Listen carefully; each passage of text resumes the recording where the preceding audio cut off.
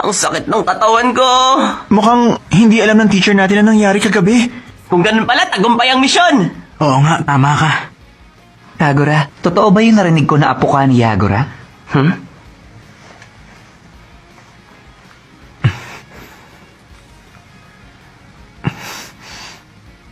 Oo, totoo yun. Totoo rin bang pinatay mo ang mga kaklase mo sa academy?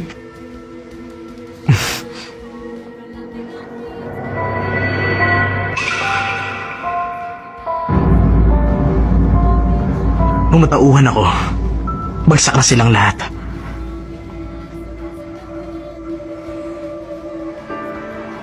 Nung oras na yun, napatunayan ko na totoo ngang apo ko ni Yagura. Kahit ngayon, nawawalan ako ng kontrol kapag nakakahawak ng espada. Ang totoo, natatakot talaga ako pag bumubunot ng espada. Kaya naman pala nabunutan ka ng tinik nung natapos na ang sparring yung dalawa ni Boruto kahapon. Naku, halata mo pala. Matagal ko ng problema to, tinitiis ko lang. Kalimutan nyo na. Lumabas na tayo. Pagkatapos na nangyari, siguradong hindi na manggugulo si Hachiya.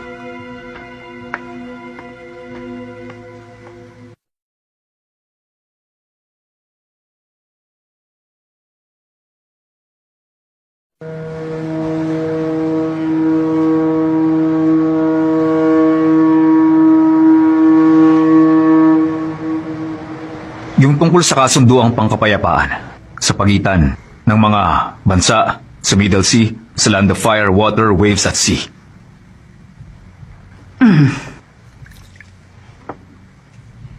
Lady May, hinay-hinay lang sa alak.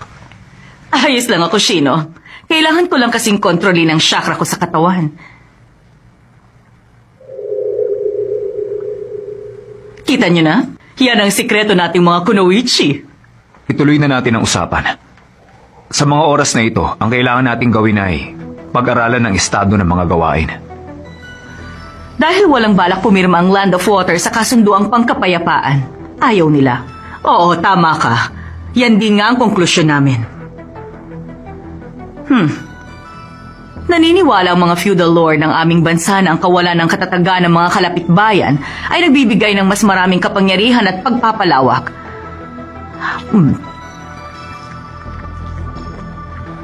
Kung lilimitahan lang sana nila ang pagkagutom nila sa ibang mga bagay. Sang-ayon ako dyan. Buti pa tapusin na lang natin ang usapang ito para makapag-enjoy naman kayo ngayon dito sa bayan ng Kiri. Hindi ba? Kung ganun, tama lang isipin na hindi sumasang-ayon ang bayan ng Kiri sa naging desisyon ng Land of Water. Oo. Tama ang sinabi mo. Malaya silang sabihin ang kahit na anong gusto nila, pero kami dito sa Kiri hangad namin na mapanatili ang katatagan. Pero kung magpapatuloy sa pagpapalawak ang Land of Wave at Sea, sigurado ako ng mga ngaribang sitwasyon ng Land of Water. Kapag nagbanggaan ang dalawang bayan at nagkaproblema, mapipilitan din kumilos ang bayan namin. Naiintindihan ko yun. At hindi pwedeng bumalik ang bayan ng Kiri sa dating tawag na Blood Mist Village. Huwag kayong mag-alala. Kami ni Pinyonong Ika-6 ay buong pusong susuportahan ang kasunduang pangkapayapaan.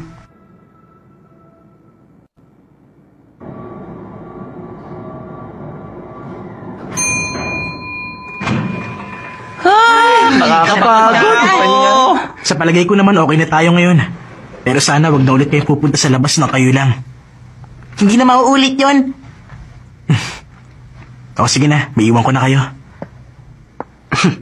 Sandali lang. Ha? Buti pa tumambay ka muna sa kwarto namin. Naku, pasensya na. Wala akong oras para sa mga ganyang... Halika na, sumama ka na sa amin. Ah! Wala naman dito ang teacher namin eh. Wag na, Boruto. Ayoko sabi. Ano ka ba? Relax ka lang. Pero teka, sandali lang.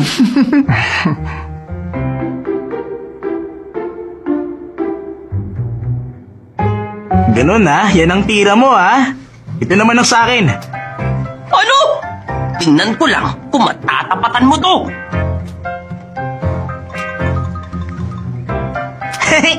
Laban ng ninja! Imposible, tapos na agad. Ano ba yun? Teka, sandali lang. Hoy, hindi mo ba pwedeng gamitin ang card na yan? Ba't ko pa gagamitin tapos na tayo. Mukha ko na naman ang panalo! Sa susunod ako nang mananalo!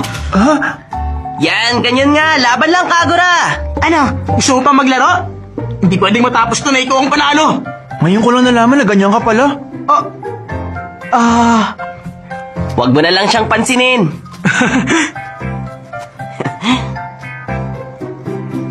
Okay ka rin Hindi ko akalain na magugustuhan mong larong laban ng ninja, Kagura.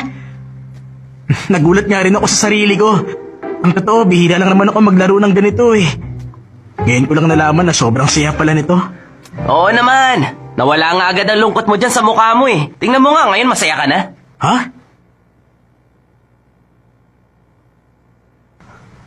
Napansin niyo pala.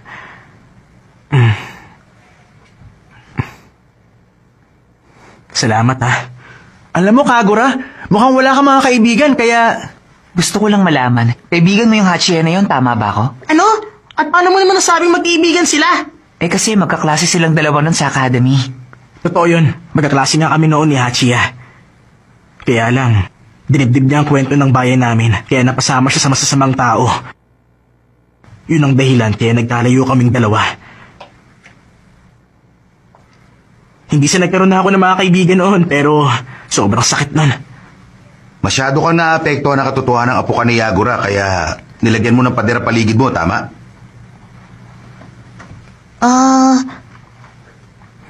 Tama ang sinabi mong yan.